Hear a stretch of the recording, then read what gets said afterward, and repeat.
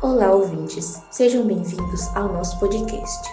Esse trabalho foi produzido por Eva Novaes, Heloísa Oliveira, Gemima Soares, Luiz Henrique Matos, Luiz Davi Bastos e Sara Brasil. Hoje vamos mergulhar em um dos casos criminais mais comentados do Brasil, o de Elise Matsunaga. E para analisar essa história cheia de detalhes e controvérsias, vamos usar o epitâmetro de Quintiliano como guia para entender os principais pontos desse crime que chocou o país. Elise Araújo Kitano Matsunaga, autora confessa do crime, nasceu em uma família pobre numa cidade de pouco mais de 20 mil habitantes no interior do Paraná. Criada pela mãe solteira empregada doméstica, passou a infância na cidade e estudou em colégios públicos, onde era tida como boa aluna e não teve problemas de comportamento. Aos 18 anos, Elise se mudou para Curitiba, a 400 quilômetros da sua cidade natal, onde foi fazer um curso técnico de enfermagem e passou a trabalhar em um hospital. Pouco tempo depois, mudou-se para a cidade de São Paulo, onde tornou-se uma prostituta, oferecendo seus serviços por um site de relacionamentos. Marcos Kitano Matsunaga, a vítima do crime, passou sua infância no bairro de Parque Continental e estudou nos melhores colégios da região, concluindo seus estudos normais em 1988, no Colégio Santa Cruz. Depois disso, Marcos foi estudar administração na FGV. Sua família, que é herdeira da empresa alimentícia Yoki, fundada na década de 1960 pelo avô de Marcos, Yoshizo Kitano, a empresa foi passada para Marcos depois dele terminar os seus estudos. Alguns anos depois disso, e já casado, Marcos conheceu Elise pelo site de relacionamentos. Uma mulher que agiu sob forte emoção ao ser agredida depois de confrontar o marido sobre uma traição. Ele falou que era pra ir embora com a minha família de era pra deixar a filha dele aqui. Dali desenrolou uma briga, uma discussão entre eles, houve um tapa desferido e a questão foi se desenrolando naquela seara até o momento do tiro. Para a acusação, uma mulher que agiu com frieza ao matar e esquartejar o marido por um motivo banal. Eu tirei porque ele tava vindo pra cima. O objetivo era a vingança, porque ela tinha um interesse econômico fabuloso. Porque na falta dele, ela tinha a guarda natural da criança, ela ficaria uma mulher rica. A filha do casal, hoje com 5 anos, vive com os avós paternos. Elise perdeu direito à metade da cobertura triplex de 500 metros quadrados, onde vivia e cometeu o crime. O empresário Marcos Matsunaga havia feito a doação a ela depois do casamento. A decisão da Vara da Família foi publicada oficialmente nesta terça-feira. A Justiça confirmou a sentença que considerou Elise indigna de receber parte do imóvel, o equivalente a R$2,5 milhões. Na reconstituição do crime, Elise Matsunaga contou em detalhes como assassinou o marido, o empresário e diretor da Yoki, Marcos Matsunaga, em 19 de maio de 2012. Ele estava onde quando aconteceu você realizou esse disparo nele?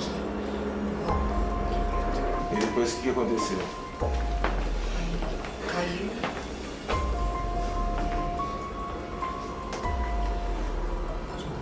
Pode, claro. Para a promotoria, a dificuldade da ré confessa em detalhar como se livrou do corpo de Marcos Matsunaga é mais um indicativo de que ela teve ajuda no esquartejamento. Elise será julgada no próximo dia 28 por homicídio triplamente qualificado e destruição de cadáver.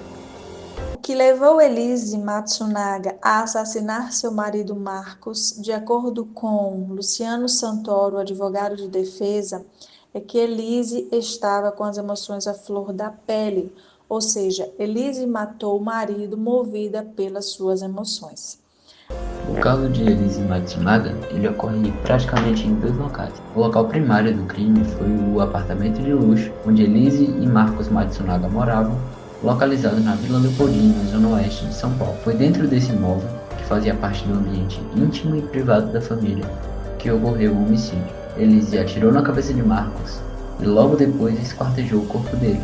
Por isso, é considerado o local primário. Foi ali onde o crime principal aconteceu e onde ficaram a maior parte das evidências diretas, como sangue, arma de fogo, vestígios biológicos e objetos usados no esquartejamento. Já o local secundário do crime foi uma área de mata no município de Cotia, na Grande São Paulo, onde Elise levou e descartou as partes do corpo da vítima em sacos plásticos e malas. Essa região ficava às margens de uma estrada vicinal de terra, cercada por vegetação densa, árvores altas e com pouca iluminação ou movimento de pessoas, principalmente durante a noite.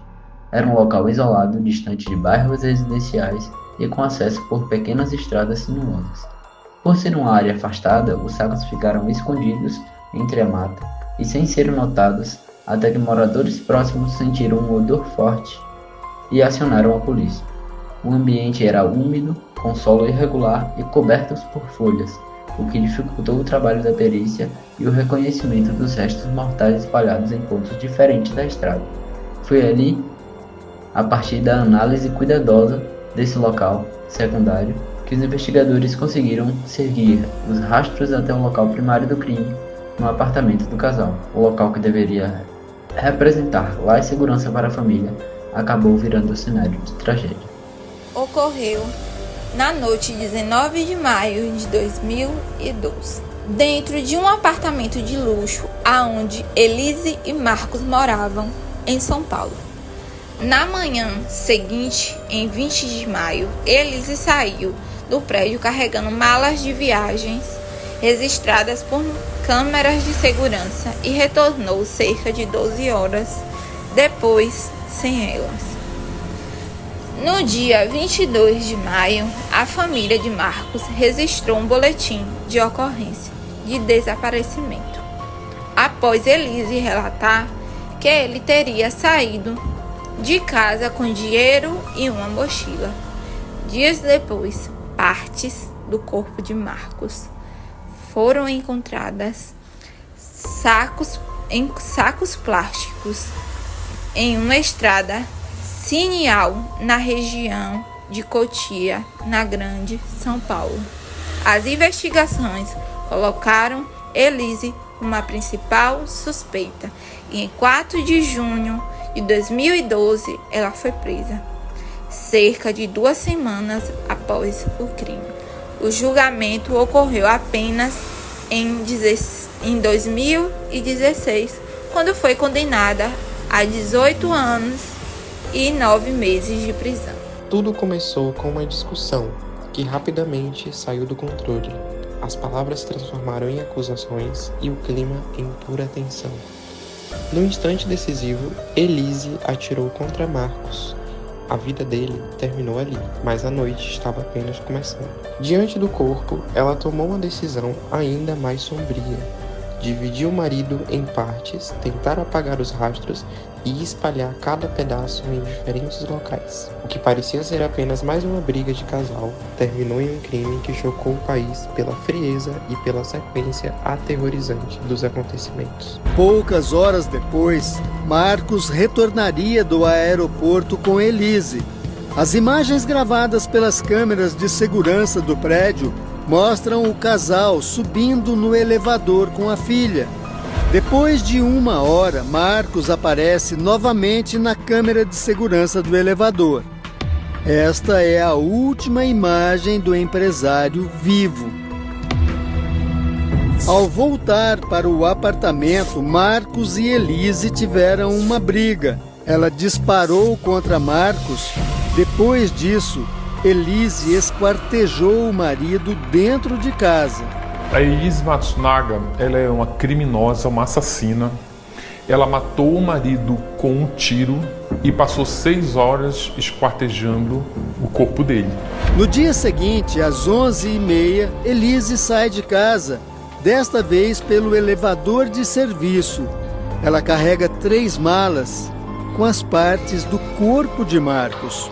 Nós conseguimos comprovar que houve um homicídio e que o homicídio era qualificado e que houve em seguida o esquartejamento, com o início do esquartejamento com ele vivo. A causa-mortes do Marcos não foi o tiro que ela deferiu e de surpresa naquela situação, foi asfixia por degola. Isto foi comprovado, não há o que discutir. Para cometer o crime, Elise Matsunaga utilizou uma pistola Imbel calibre .380, presente do próprio Marcos. Em seguida, empregou uma faca de grande lâmina para esquartejar o corpo em 6 partes. Depois, ela embalou os restos mortais em sacos plásticos, guardou em malas de viagem e em mochilas e saiu do prédio sem levantar suspeitas. Por fim, descartou tudo em áreas de mata. O caso só foi desvendado graças a câmeras de segurança, rastreamento de celular e perícia técnica. Quando ele deu um tapa no rosto dela e saiu. Ela saiu, deu a volta na sala, foi ali, apanhou a arma e foi ao encontro dele. Quando ela chegou no local onde ele estava sentado, ele não estava mais. Ela virou, era um outro ponto, deu uma volta. Quando viu, ele estava vindo de frente. Quando ele estava vindo de frente, segundo a narrativa dela, ela olhava para ele e ele continuava a ofendê-la, falando uma série de palavras ofensivas. Ela exime atiradora. Ela dizia, e na reprodução simulada, ela faz esse gesto. Aí o perito que fez a reprodução dizia o seguinte: o que você via nele? O que você via nos olhos dele? Você olhava nos olhos dele? Eu olhava nos olhos dele. O que você via nos olhos dele? Eu via ódio. Aí eu puxei o gatilho. Foi medida em torno de 1,98 m, que foi medida a distância da entre a boca do cano e o Marcos, numa posição que ela colocou. É totalmente incompatível o resíduo de disparo, que é um resíduo de disparo para um tiro a curta distância, e o trajeto do projétil descrito pelo médico legista. Se ela me descreve que ela está olhando, vendo o olho dele, e ele está transmitindo raiva, no momento que ela dispara, o tiro teria que ser da frente para trás, sem angulação nenhuma. As investigações apontaram que a motivação foi uma mistura de ciúmes, desconfiança de traição e conflitos conjugais. Elise já havia descoberto que Marcos a atraía, e o relacionamento era marcado por brigas constantes. Além disso, relatos indicam que ela também sofria pressão psicológica. O crime, portanto, foi resultado de uma relação conturbada, onde amor, raiva, ciúmes e ressentimentos se misturaram até explodirem em violência. Estas imagens inéditas foram feitas a pedido de Elise Matsunaga. Elas mostram Marcos Matsunaga, 42 anos, herdeiro de um império bilionário, na companhia de outra mulher. Depois de 4 anos de investigação e julgamento, em 2016, Elise Matsunaga foi condenada a 19 anos e 11 meses de prisão pelo assassinato e pela ocultação de cadáver do marido, Marcos Kitano Matsunaga. Em meio de 2022, após cumprir 10 anos, ela deixou a prisão em liberdade condicional. Isso significa que não cumpre mais a pena atrás das grades, mas continua sob regras impostas pela justiça, como se apresentar periodicamente ao juízo e não mudar de endereço sem autorização. Hoje, Elise vive fora da prisão, tentando reconstruir sua vida longe dos holofotes, embora ainda seja lembrada e até procurada pela mídia, principalmente após documentários e entrevistas sobre o caso. O caso Matsunaga permanece na memória coletiva do Brasil como um dos crimes mais chocantes do país, não apenas pela violência, mas pelas emoções e segredos que o cercam. Mais do que um julgamento, foi um espelho das fragilidades humanas, lembrando que, por trás de cada manchete, existem pessoas, escolhas e consequências que duram para sempre.